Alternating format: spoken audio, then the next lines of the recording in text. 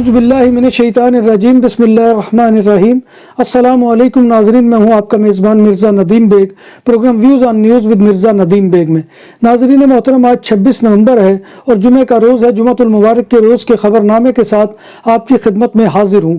آج کی سب سے پہلی خبر کا تعلق اسپین سے ہے کہ اسپین کے جزیرہ کناریہ کے شہر لا پالما کے علاقے کمرے بیخا میں آتش فشاں کا لاوا لا مانچاس قبرستان تک پہنچ گیا ہے۔ قبرستان جو پہلے ہی راکھ کے ڈھیر میں دفن ہے، اب لاوے کے بہاؤ نے بھی اس کا گہراؤ کر لیا ہے اور لاوے نے ہزاروں خاندانوں کی باقیات کے ساتھ قبرستان کو مٹانا شروع کر دیا ہے۔ ایک اندازے کے مطابق لا مانچاس قبرستان میں تقریباً 3000 مردے دفن ہیں۔ کاتالونیا کی ہائی کورٹ نے بار اور ریسٹورنٹ، جم سینٹرز اور اولڈ ایج ہاؤسز میں داخلے کے لیے کووڈ سرٹیفکیٹ دکھانے کی منظوری دے دی ہے۔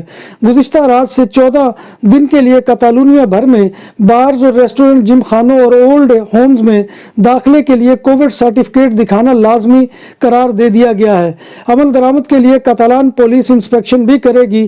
کووڈ سرٹیفکیٹ ان لوگوں کو ملے گا جو آخری 6 ماہ میں کورونا کا شکار ہو کر صحت یاب ہو چکے ہوں۔ محکمہ صحت کے نظام میں ان کا PCR ٹیسٹ بطور ثبوت موجود ہو، یا جنہوں نے محکمہ صحت کی اجازت شدہ مراکز سے آخری 72 گھنٹوں میں PCR ٹیسٹ نیگیٹو یا آخری 48 گھنٹوں میں اینٹی جن ٹیسٹ نیگیٹو کروایا ہو۔ اسپین کے صوبہ کاتالونیا میں واقع ایسکو نیوکلیئر پاور پلانٹ میں حادثے میں ایک شخص ہلاک اور 6 دیگر زخمی ہو گئے۔ حادثے سے متاثر ہونے والوں میں کمپنی کے اراکین کے علاوہ ایک فائر فائٹر بھی شامل ہے۔ زخمیوں کو ہسپتال میں داخل کرا دیا گیا ہے۔ حادثے کی وجہ پلانٹ سے زہریلی گیس کا اخراج تھا۔ بارسلونا کی دکانوں میں 2019 کے مقابلے میں اب تک 14% کم گاہک ہیں۔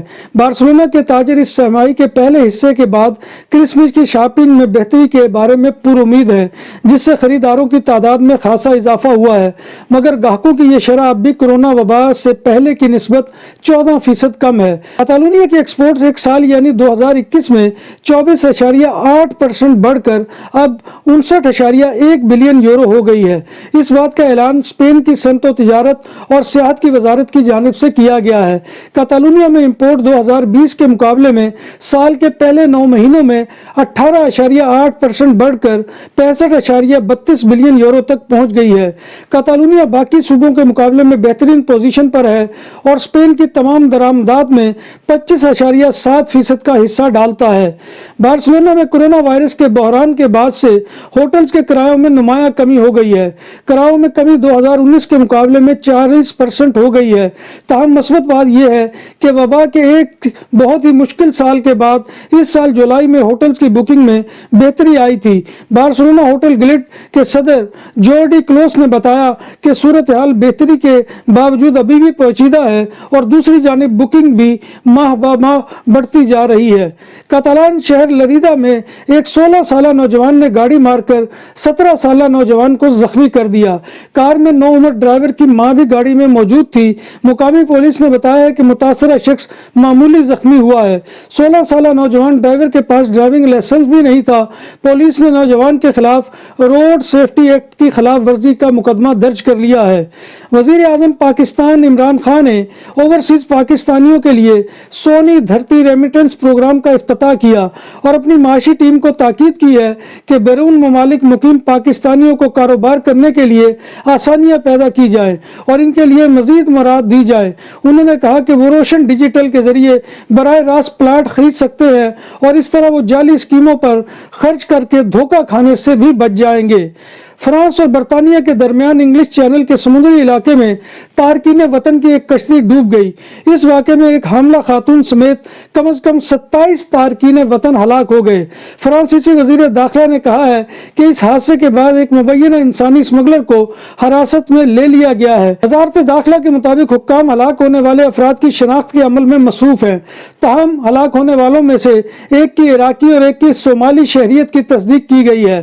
فرانس کے صدر ایمانویل میکروں نے کہا ہے کہ انگلش چینل کو قبرستان نہیں بننے دیں گے۔ سائنسدانوں نے بتایا ہے کہ کورونا وائرس کی ایک نئی قسم سامنے آئی ہے جس میں اتنی زیادہ تعداد میں میوٹیشنز ہوئی ہیں جو جسمانی دفاع پر حملہ آور ہو کر بیماری کی مزید لہروں کا باعث بن سکتی ہیں۔ B11529 نامی اس نئی کووڈ قسم کی صرف 10 کیسز کی تصدیق 3 ممالک میں ہوئی ہے، مگر اس میں ہونے والی تبدیلیوں کو دیکھتے ہوئے کچھ ریسرچر کو خدشہ ہے کہ یہ قسم مدافعت پر حملہ آور ہو سکتی ہے۔ دنیا بھر میں کرونا وائرس سے متاثرہ افراد کی تعداد 25,97,88,320 تک جا پہنچی ہے، جبکہ اس موذی وائرس سے اموات 51,93,494 ہو چکی ہیں۔ کرونا وائرس کے دنیا بھر میں 1,96,67,292 مریض ہسپتالوں، کوارنٹین مراکز میں زیر علاج اور گھروں میں آئسولیشن پر ہیں، جن میں سے 82,349 کی حالت تشویشناک ہے، جبکہ 23,49,27,534 کرونا مریض صحت یاب بھی ہو چکے ہیں۔ جرمنی میں کرونا وبا کے باعث مجموعی ہلاکتیں جمعرات کے روز 1 لاکھ سے تجاوز کر گئی۔ دیگر یورپی ممالک کے مقابلے میں اب تک جرمنی اس وبا سے بہتر انداز میں نپٹتا رہا ہے، تاہم حالیہ دنوں میں کرونا وائرس سے متاثر ہونے والے افراد کی تعداد میں ایک مرتبہ پھر نمایاں اضافہ دیکھا گیا ہے۔ یوں کرونا وائرس کی وبا کے آغاز سے اب تک جرمنی میں مجموعی ہلاکتوں کی تعداد 1,01,19 ہو گئی ہے۔ یورپی یونین کی ادویات کے نگران ادارے نے بچوں کو فائزر ویکسین لگانے کی اجازت دے دی ہے۔ اس اجازت کے بعد اب یہ ویکسین 5 سے 11 برس کے بچوں کو بھی لگانا ممکن ہو گیا ہے۔ جرمنی میں تقریباً 2.5 دن بعد ایک خاتون موت کے منہ میں چلی جاتی ہے اور اس واردات کے پیچھے ہاتھ اس کے شوہر، دوست یا پھر سابقہ پارٹنر کا ہوتا ہے۔ جب بات ہو 100% حلال کھانوں کی تو ایک ہی نام، عادل تندوری ریسٹورنٹ۔ بارسلونا میں مہمان نوازی کا پہلا نام عادل تندوری ریسٹورنٹ، بر صغیر کے روایتی حلال کھانوں کا مرکز۔ گریل تندوری روسٹ، چکن اور مٹن ٹکا، سبزیاں اور تڑکے والی دالیں، رس ملائی اور فالودہ۔ قاری عبدالرحمن کی فخریہ پیشکش، غریب و امیر کے لیے۔ بارسلونا کے قلب میں واقع عادل تندوری ریسٹورنٹ کا یہ استے نمبر 9 نزد دراسانہ ہاسپٹل، بارسلونا۔ ایک مرد کا اپنی خاتون پارٹنر کا گلا دبانا، شوہر کی جانب سے بیوی کا شدید استحصال کرنا اور ایک خاتون ڈاکٹر پر اس کے سابق ساتھی کا خنجر سے 18 وار کرنا، جرمنی میں حالیہ دنوں کے دوران یہ واقعات شہ سرخیاں بنی ہیں۔ تازہ اعداد و شمار کے مطابق 2020 کے دوران تقریباً 1,20,000 خواتین اور 29,000 مرد تشدد کے متاثرین میں شامل تھے۔ یہ تعداد 2019 کے مقابلے میں 5% زیادہ ہے۔ سعودی عرب نے پاکستان سے مسافروں کو براہ راست فلائٹ سے اپنے ملک آنے کی اجازت دے دی ہے۔ اس فیصلے سے وہ لاکھوں پاکستانی فائدہ اٹھا سکیں گے جو کرونا کے باعث پاکستان واپس آ گئے تھے اور اب تک سعودی عرب واپس نہیں جا سکے تھے۔ سویڈن کی پہلی خاتون وزیر اعظم نے اپنی تعیناتی کے چند گھنٹے بعد ہی استعفیٰ دے دیا۔ میگدلانا نے بدھ کے روز وزارت عظمیٰ سنبھالی تھی۔ اس کے بعد پارلیمنٹ نے اپوزیشن کا تیار کردہ بجٹ منظور کیا۔ دکانوں اور سپر مارکیٹس میں سیکورٹی کیمروں اور کیش رجسٹرار کی خرید و فروخت اور انسٹالیشن کے لیے ہم سے رابطہ کریں۔ عمدہ سروس اور معیار ہماری پہچان۔ ہمارا رابطہ نمبر 6438465515۔ سبز آنکھوں والی افغان خاتون شربت گلا کو اٹلی نے پناہ دے دی ہے۔ شربت گلا کو عالمی جریدے کے سر ورق پر آنے پر دنیا بھر میں شہرت ملی تھی۔ اطالوی حکومت کا کہنا ہے کہ افغان شہری شربت گلا روم پہنچ چکی ہیں۔ بھارتی MBBS ڈاکٹر نے روح اور جسم کو پاک رکھنے کے لیے گاؤ ماتا کا گوبر کھانے کا مشورہ دیا ہے۔ Micro blogging website Twitter پر ایک بھارتی MBBS ڈاکٹر منوج متل کی ایک غلیظ ترین ویڈیو خوب وائرل ہوئی ہے، جس میں اس ڈاکٹر کو گوبر کھاتے اور گائے کا پیشاب پیتے ہوئے دیکھا جا سکتا ہے۔ ویڈیو کے ذریعے ڈاکٹر کی جانب سے بھارتیوں کو روزانہ 1 چمچ گائے کا گوبر اور پیشاب پینے کی ترغیب دی جا رہی ہے۔ ناظرین محترم، یہ تھا آج کا خبرنامہ جو میں آپ کی خدمت میں لے کر حاضر ہوا تھا۔